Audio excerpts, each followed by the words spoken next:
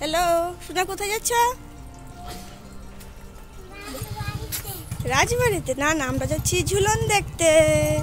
বলো, জগন্নাথ বাড়িতে যাচ্ছি ঝুলন দেখতে। কার সঙ্গে যাবে?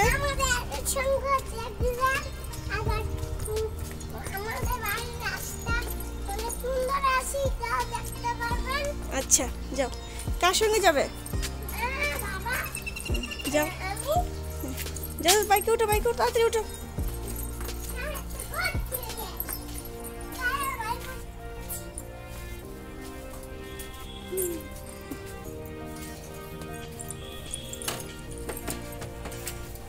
মা উঠি এবার। মা উঠে পড়েছি, দেখো আমরা উঠে পড়েছি। আমরা এখন টাটা দিয়ে দাও, টাটা দিয়ে দাও, টাটা দিয়ে দাও। দেখা যাচ্ছে, দেখা যাচ্ছে, টাটা দিয়ে দাও।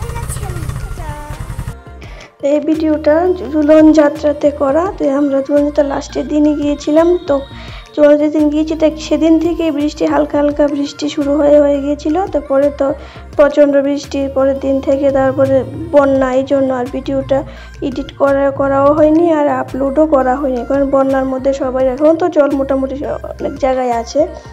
খারাপ লাগে যে আমরা তো ভালো আছি, আমরা কিন্তু আমাদের মানে চৌমনিতে জল উঠেছিল, বাড়ি ঘরে উঠেনি, কিন্তু যাদের বাড়ি ঘরে উঠেছে তারা তো অনেক সাফার করছে। এই জন্য আর ভিডিওটা আপলোড করিনি। খারাপও লাগে নিজের থেকে যে আমরা তো ভালো আছি, এই জন্য মানুষকে তো দেখানোর সুযোগ দরকার নেই যে না সবাই। ওই জন্য আমি ভিডিওটা একটু দেরিতে, ঝুলন যাত্রার ভিডিওটা একটু দেরি করে তোমাদের সঙ্গে শেয়ার করছি।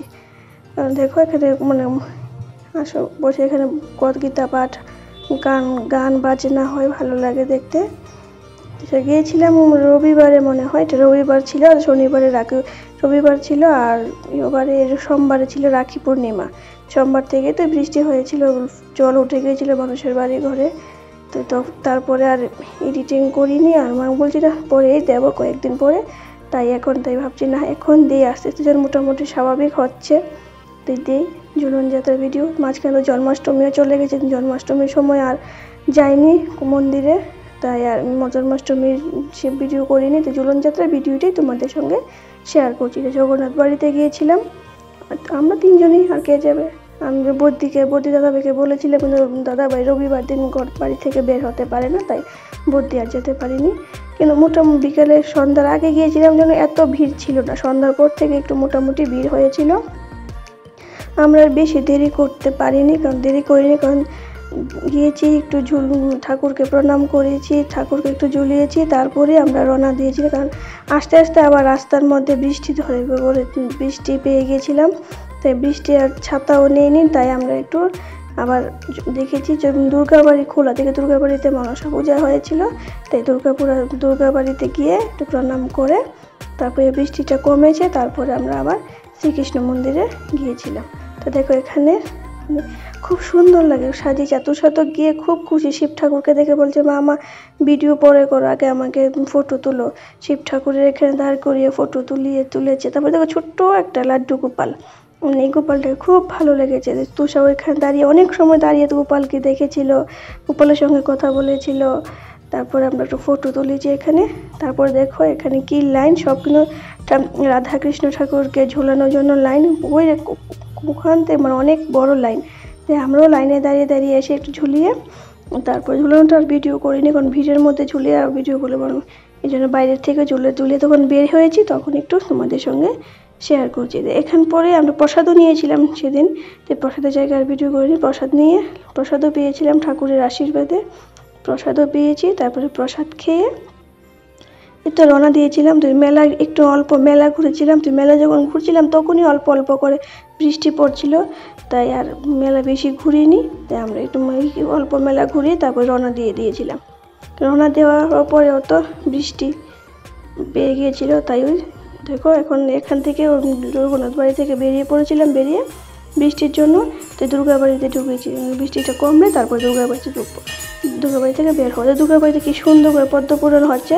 তুই বলছিলাম না, এটা তো রবিবারে শনিবারে মনসা পূজা গিয়েছিল, দুর্গাবাড়িতে মনসা পূজা হয়েছে, সেখানে পদ্ম পূরণ হচ্ছে। পরে অনেকক্ষণ দাঁড়িয়ে পদ্ম পূরণটা শুনে দেখি, তারপরে বৃষ্টিটা কমেছে, তারপরে আমরা রওনা দিয়েছি শ্রীকৃষ্ণ মন্দিরে গিয়েছি। তো শ্রীকৃষ্ণ মন্দির থেকে আর দেরি করিনি, বাড়িতে চলে গিয়েছি, কারণ দিনটা খারাপ করে ফেলছে। তুষারকে নিয়ে আবার জ্বর উঠলেও ভয় লাগে, এই জন্য বেশি আর ঘোরা হয়নি। 1 ঘন্টার মধ্যেই ঘুরেছি, তাই যতটুকু পারি তোমাদের সঙ্গে অল্প অল্প করে একটু শেয়ার করেছি।